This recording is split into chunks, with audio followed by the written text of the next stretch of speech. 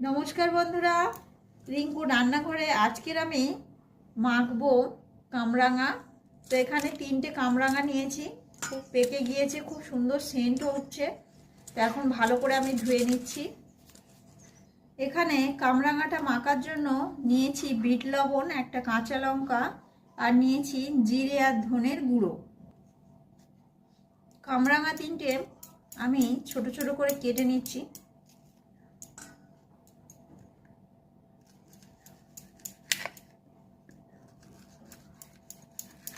এখানে আমার সব কাটা হয়ে গিয়েছে। এখন দিয়ে দেব মশলা, জিরে আর ধনে ভাজাটা দিয়ে দিচ্ছি, বিট লবণ,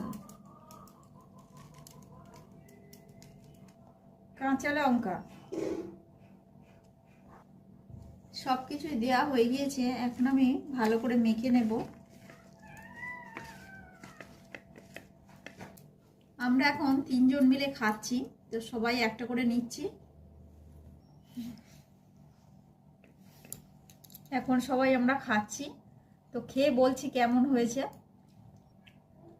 সত্যি বন্ধুরা, এইভাবে একবার কামরাঙা মেখে আপনারা খাবেন, খুব ভালো লাগছে আমাদের খেতে।